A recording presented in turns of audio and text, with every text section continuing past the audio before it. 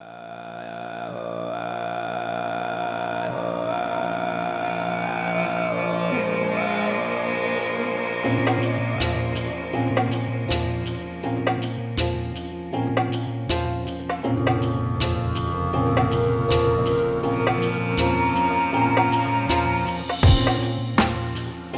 decided to start this expedition 3 years ago when I was in Mongolia in another expedition, and I thought that the Gobi Desert is an isolated place where a lot of study can be done, in particular on mammals.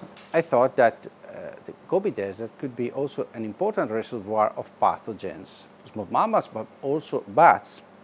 In this mission, it's very important to study the virus of the bats, because the bats have a particular resistance to the virus, housed many viruses, and for us, for our medicine, it's very interesting to know how they can host many viruses without sick. Where to go in the Gobi Desert? The Gobi Desert is huge. 5 different oases, and we will trap bats with mist nets, and we will trap small mammals with Sherman traps.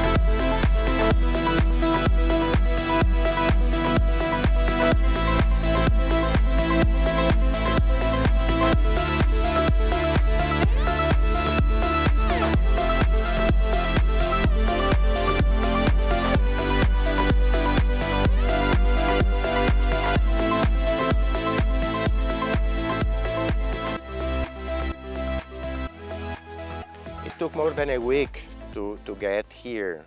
People are not allowed to come. We needed a special permission in order to visit this place and to catch animals and bats and to analyze them also on a genetic point of view. Carrying the material is very much complicated because of the lack of water, because of the temperature, because of the wind that is making genetic analysis complicated. We have been joining this expedition in the Great Gobi Desert to confirm once again that we can sequence anything, anywhere, anytime.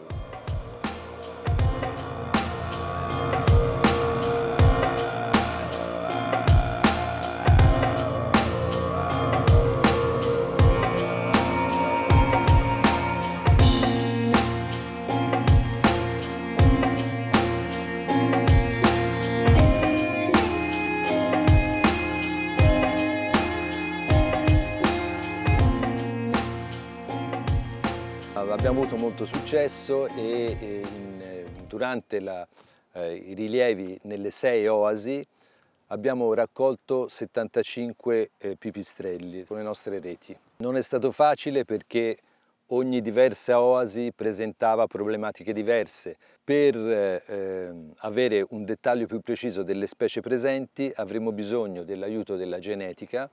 E allora per ogni animale abbiamo raccolto un piccolo campione di tessuto, abbiamo scattato fotografie, abbiamo preso misure, abbiamo tutto il materiale che ci serve per determinare fino a livello di specie questi esemplari.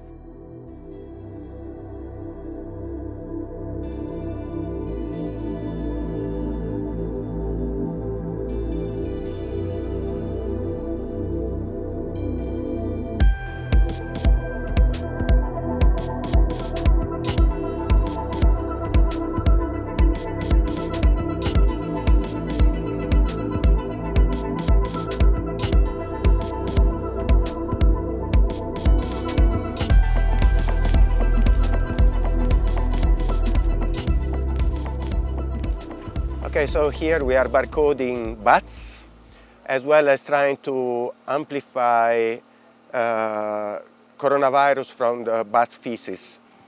You can see the condition of this laboratory.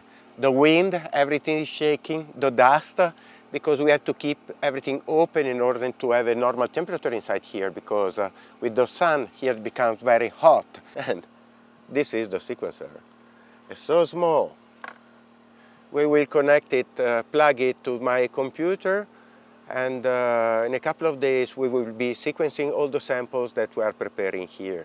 Then we are also testing the Voltrax, because this will allow us, starting from a nucleic acid material, to amplify, and then to purify, and then to produce the library and prepare everything for the sequencer.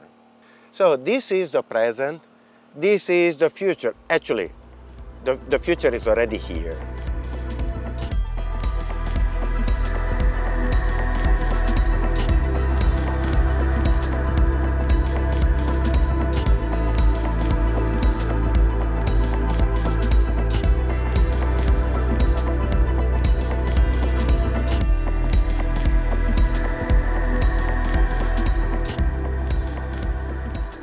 We are very close to the end of the expedition, and as you can see, I'm surrounded by many of the materials I used to collect plants. I collected till now near 200 of specimens. That means almost 100 of different species.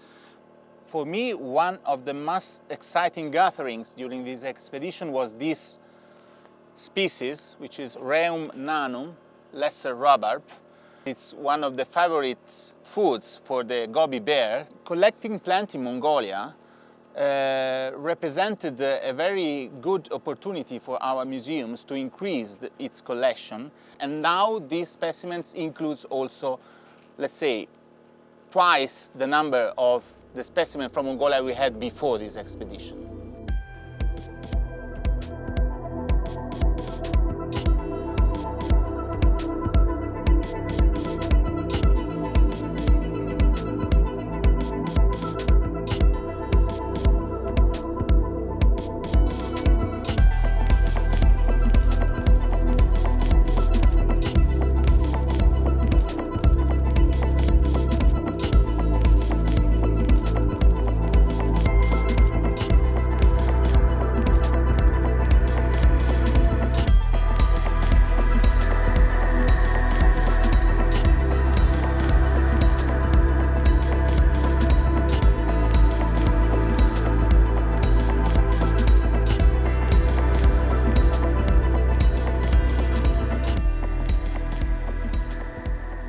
We have collected a lot of samples of small mammals and bats.